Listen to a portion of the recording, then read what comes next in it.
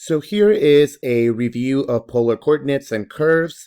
I'll talk a little bit about what polar coordinates are and how you can change between rectangular and polar. And then after that, we'll do a couple of graphs. What we're going to do first is let's go ahead and start off with what exactly polar coordinates are. And it's basically just another coordinate system. So the way that we kind of write polar coordinates is that we have an r and a theta. So notice that this is very different from the system that we've been talking about, which is basically x and y. So typically we call x and y the Cartesian, Cartesian coordinate system, or we can also call it rectangular. So these are two words that you may have heard of, Cartesian or rectangular. And this one is what we call polar. Okay, so we have also that type of coordinate system. Now let's talk. We already know about x and y. We already know about the Cartesian and rectangular coordinate system. We've talked about them many different times. So let me talk a little bit about what the coordinate system of polar coordinates looks like. And you might look at this funky looking circle over here, and I'll explain what that is. So basically here r is what we're going to call the directed distance. Okay, and the reason why it's called directed is because this r can be positive or negative. Think about not so much as a negative radius, because that doesn't quite exist, but think about going in the opposite direction. That's what it means to be directed. So if you think of vectors from a long time ago, from pre-calc, vectors can show a direction. They can be negative or positive, so it'll kind of show you where the direction is at. And here theta is going to be the angle between the polar axis. Okay, so you probably are wondering what the heck is a polar axis. So let me show you a little bit of what this looks like. So typically, this is what it is. So here you have a dot. This dot we're going to call a pole. So it's the pole. And here is the polar axis. So here is the polar axis. This is basically what the polar coordinate system looks like. Okay, all you're just doing is rotating this polar axis a certain angle theta, and then you're at that particular angle theta, you are extending it a value of r. Okay, that's basically what the polar axis does. So if you kind of think about it in like this, you can kind of think about it in terms of circles. So here what I drew, or what I kind of just stole, is basically a polar graph. You can have polar paper, but basically if you think about it, this first circle, okay, think about it in terms of circles. So this circle is of radius 1, okay?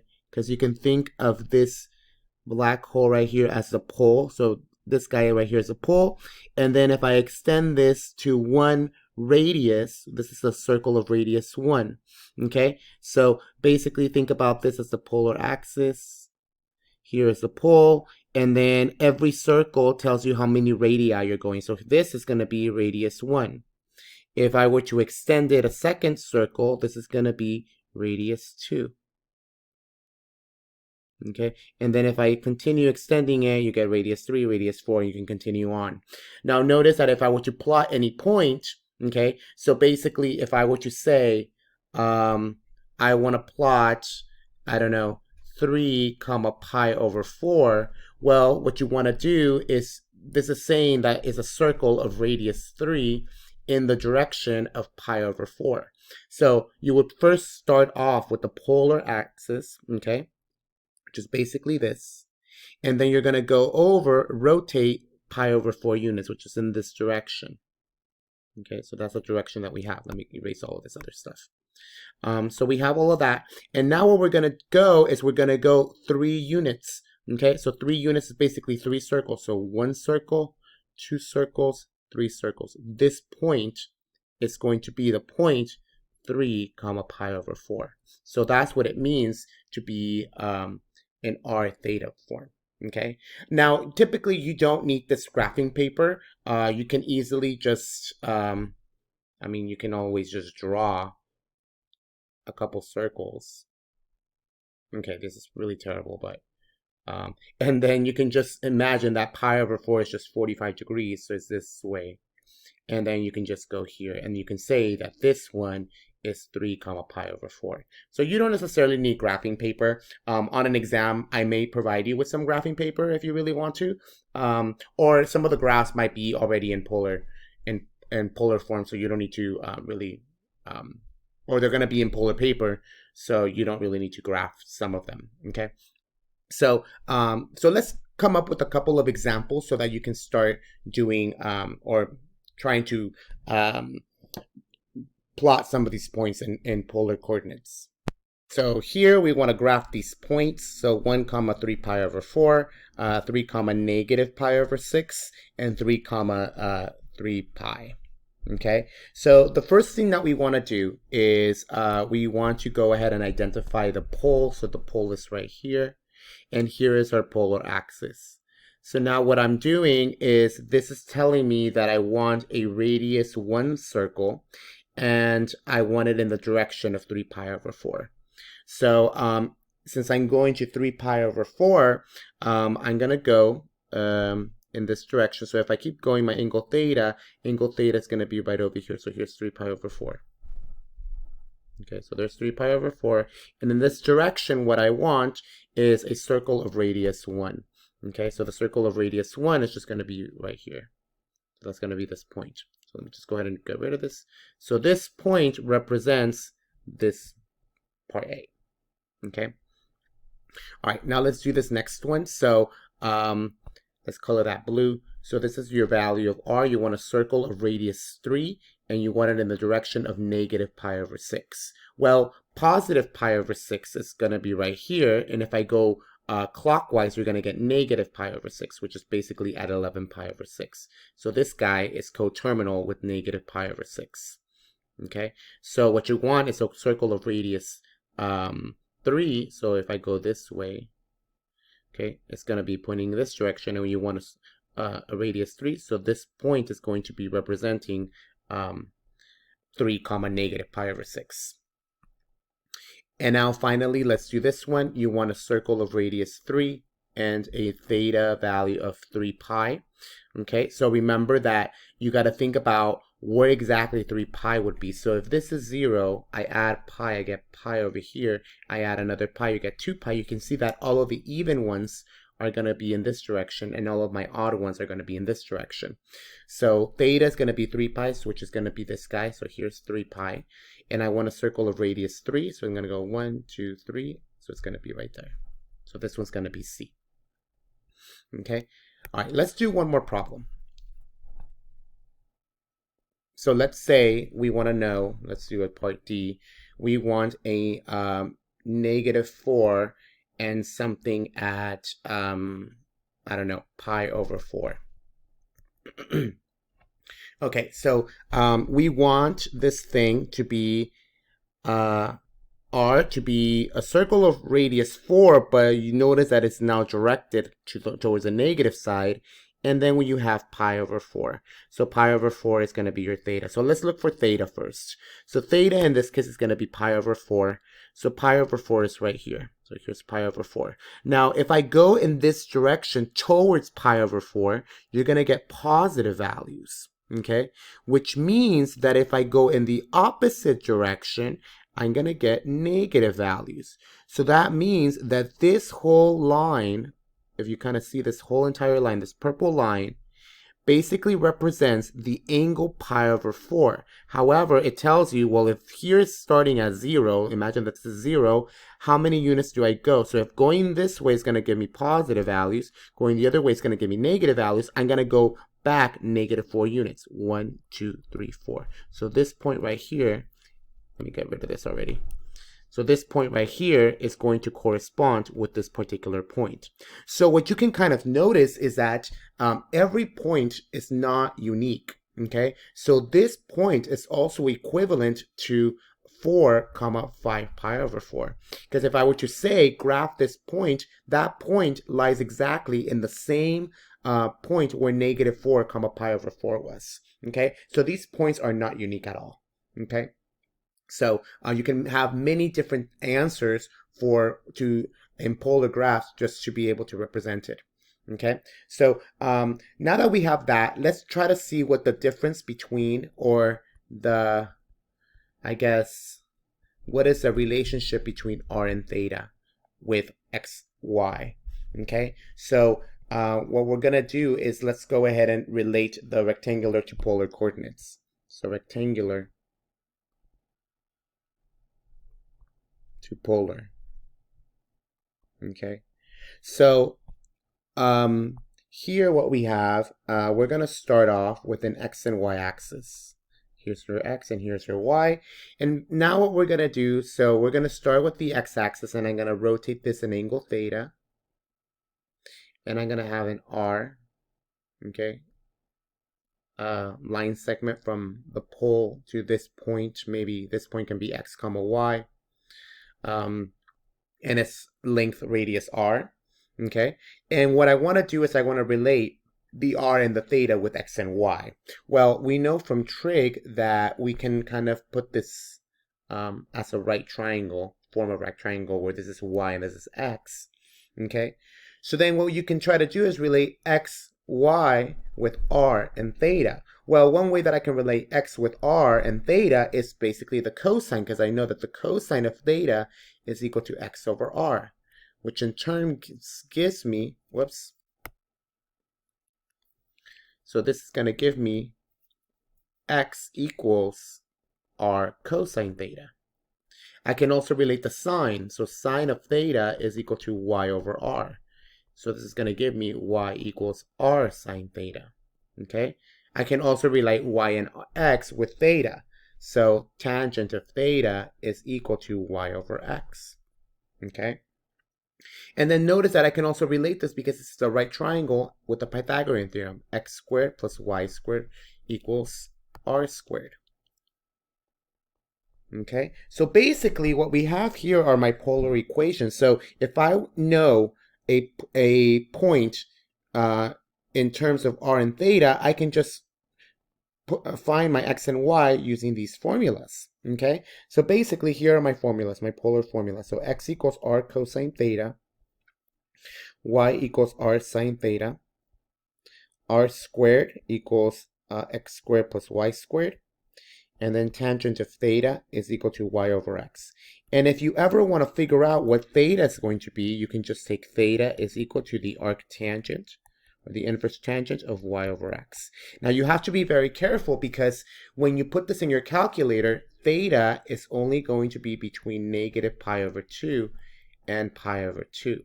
Okay, so you have to be very careful with this equation, because this is only going to give you quadrant 4 and quadrant 1. So be careful with this one. So if a point is in quadrant 1, in quadrant 2 or in quadrant 3, you have to do a little bit of geometry to try to figure out what all of that is. Okay, so these formulas are going to be really, really important. So make sure that you really know them. Okay. Alrighty. So now let's go ahead and work some problems by converting between polar and rectangular. Here, convert the following points to polar, and we have two different problems, 2 comma negative 2 and 4 comma 3. So what we want to do is we want to convert it to polar, so we want r and theta. So here, instead of x and y, we want r and theta. Okay, so one way that relates r with x and y, because notice that we have our x and our y, is this formula. This r squared equals x squared plus y squared. So we got r squared equals x squared plus y squared. R squared equals 2 squared plus negative 2 squared. So this is going to give me 4 plus 4, which is going to give me 8. Okay, I take the square root to both sides. I'm going to put plus or minus there, because remember, r can be redirected. So r is going to be plus or minus 2 square root of 2. So this means that I can actually have two different points. So r can be either positive 2 square root of 2 or r can be negative 2 square root of 2. Okay, so it really just depends. Okay. All right, now we've got to figure out what tangent, what theta is. And the way that we do it is use tangent. Okay, so I'm going to go ahead and use theta equals tangent inverse. So theta equals tan inverse of y over x. My y in this case is going to be tangent inverse of 2, negative 2, divided by 2. This is going to give me inverse tangent of negative 1. And now in this case, theta is just going to be equal to, if you were to put this in your calculator, you're going to get negative pi over 4. Okay, so if you want, one other way that you can kind of think about it is that you can always just change this negative pi over 4 to a positive. So you can just add 2 pi if you want to. So you can just add plus 2 pi, okay, if you want to. Okay, and it'll give you the other angle. Now you have to be very careful though, because negative pi over 4 is right over here. Here's negative pi over 4. Okay, so I can add 2 pi and I will still get in the same direction. Okay, now you have to think about now, well, if I want to use negative pi over 4, okay, so let's just choose an angle. Let's just say we want to choose negative pi over 4. Which r value does negative pi over 4 correspond with? Well, because 2 comma negative 2, if I were to graph that, that's 2, negative 2. Okay, so let me erase this. Because we have that right here, this is 2, negative 2, that's my point right there. You can see that this is going in the positive direction of negative pi over 4. So that means that the positive 2 square root of 2 is the answer for this negative pi over 4. Okay? So what about if you wanted to get the negative side? Well, if you wanted to get the negative side, okay, what would my angle be? Well, my angle in this case, well, if I wanted this point, okay, so if I were to extend this line, okay, what angle is on this direction? Well, if I were to add pi to this, you're going to get 3 pi over 4. So in this direction, you have the positive side, okay, so if I want, but if you wanted to get this point, you would go in the negative direction, so you would go back negative 2 square root of 2. So basically, the angle theta in this case will be 3 pi over 4. Okay, so notice you have an infinitely many different types of solutions that you can have. You can just give me one. I think this one will be the easiest one, but you have to be very careful with what r value you should have to be using. Okay, now let's look at part B.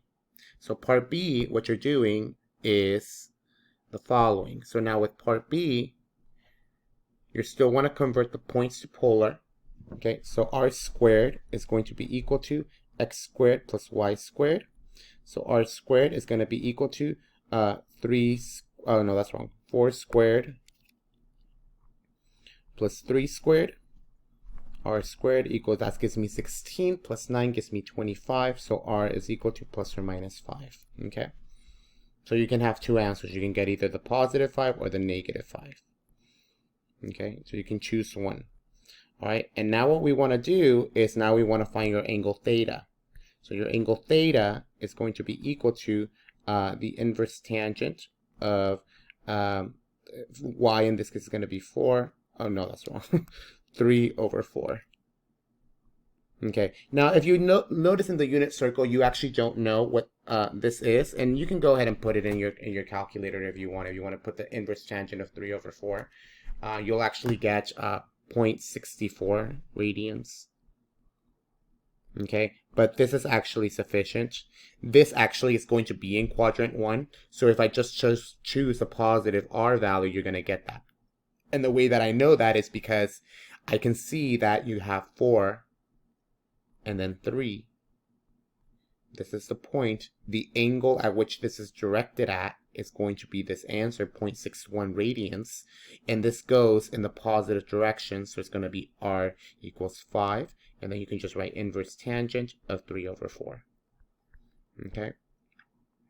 Obviously, if you wanted to do the other side, so if you wanted to figure out, well, what with -5? Well, what you would do is you would just add pi to that angle. So you would have tangent inverse of 3 over 4 plus pi, whatever that may be. Okay. Alrighty. And now we did converting from rectangular to polar. Let's just do one problem converting from polar to rectangular, and actually that's pretty easy. So convert to rectangular. You'll see that this is actually much easier. So if you have 4 comma 2 pi over 3, notice that this is given to you as r and theta. Okay, so now what you want to do is you want to figure out what your x and y is. So we know that x is equal to r cosine theta and y equals to r sine theta. So r in this case is 4 cosine of 2 pi over 3. And this is 4 sine of 2 pi over 3. Okay, so this is going to be 4. The cosine of 2 pi over 3 is going to be -1/2, which is going to give me -2. And then you're going to have 4. The sine of 2 pi over 3 is going to be square root of 3 over 2, which is going to give me 2 square root of 3. So you see that your point is going to be -2 comma 2 square root of 3. Okay, so this is a lot easier because all you got to do is just plug in the cosine and the sine, the theta values in there, and then also figure out, plug in your r value. So that one's pretty mechanical. Okay, just how we can convert points to polar and rectangular, you can convert now equations to polar and rectangular. So one way to kind of do this, let's try to convert this equation. So this is an equation of a circle, and let's convert this to a polar in polar form. So what does a circle look like in polar form? So we have x squared plus y squared equals 9.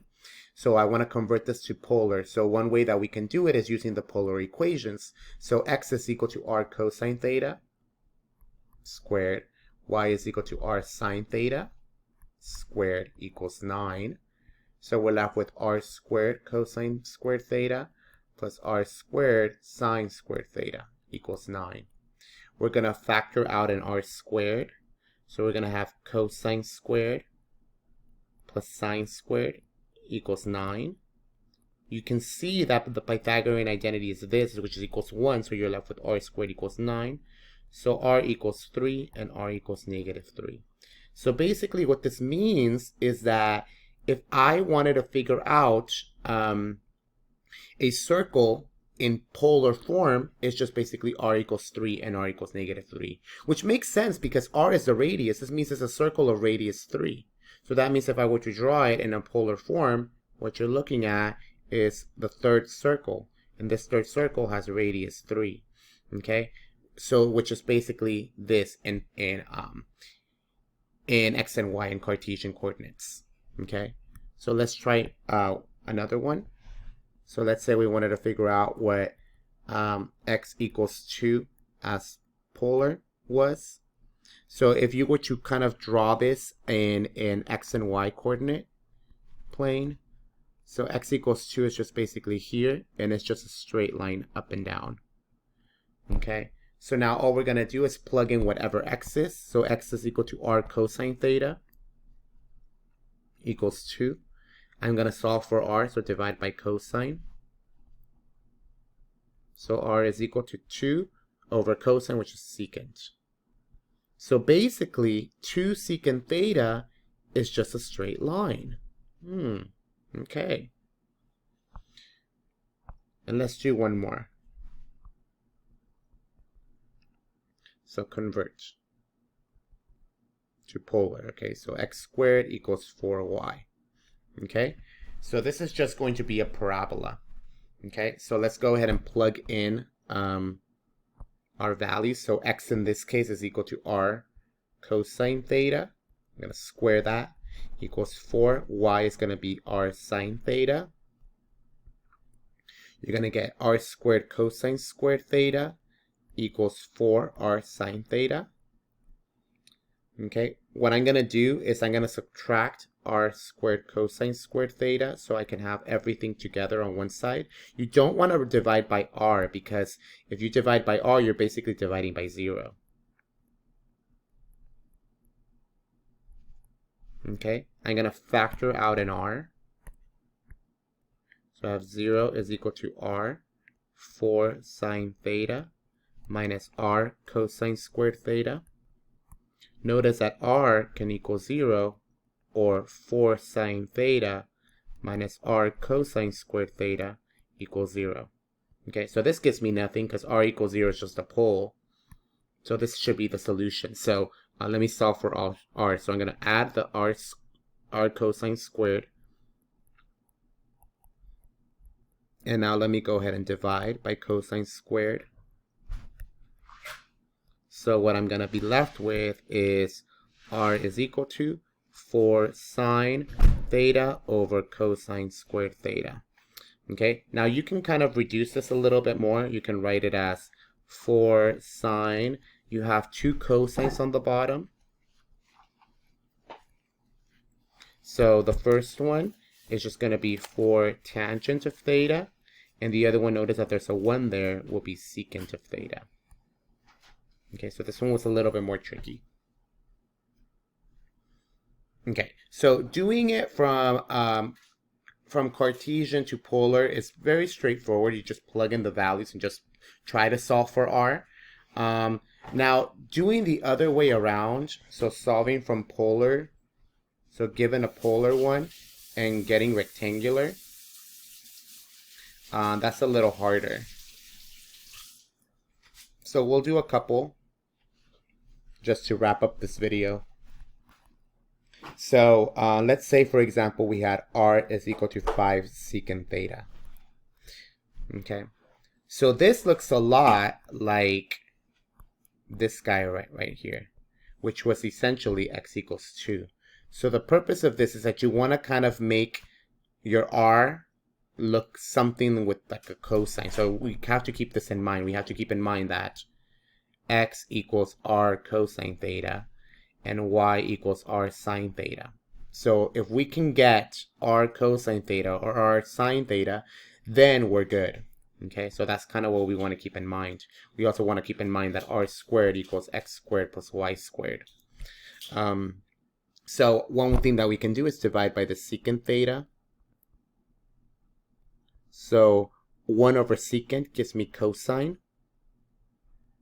And then you can see that r cosine theta is just x. So x equals 5. Okay, so you got to play a little bit more with this. Okay, what about if I had r equals 2 sine theta? Okay, so notice that one thing to kind of you want to keep track of is that you almost have the x, right? The only thing that, or the y, the only thing that you are missing is an r. So why don't we multiply both sides by r? So you're going to be left with r squared is equal to 2r sine theta. Okay, now we know what this is. This is just going to be a y. R squared is just equal to x squared plus y squared. And then what you have is x squared plus y squared. You can minus 2y over and you get 0.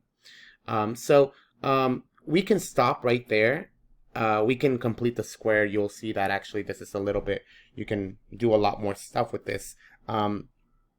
But yeah, this is basically where you kind of want to be able to, you can keep going further by kind of completing the square here, which we will do in conics later on.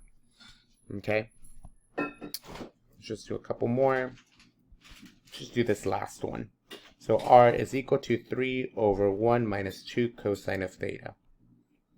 Okay. So let's start off by moving the denominator over to the other side.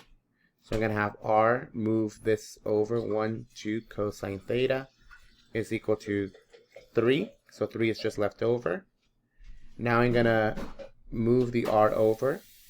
Okay, so I'm going to have r minus 2r cosine theta equals 3. You can see now that this r cosine theta is equal to x, and we know that r squared is equal to x squared plus y squared, r is going to be the square root of x squared plus y squared. I could use plus or minus, but let me just use the positive. Okay, so this is going to give me square root of x squared plus y squared minus 2. This thing was just x is equal to 3. Okay, I'm going to move that over, so I have the square root of x squared plus y squared equals 3 plus 2x, square both sides, and then I'm just left with x squared plus y squared equals 3 plus 2x, whole quantity squared. You can FOIL this and you can combine like terms, but this should be okay. Okay, at least we have a general idea of what exactly this is. By FOILing it out and completing the square, you kind of have an idea of what this is. I think this is a hyperbola. But yeah, so this is kind of like a little bit of the basics of polar coordinates. They can be really, really tricky. But what we're going to do in the next video is still do the part 2 of the review, which is going to be graphing.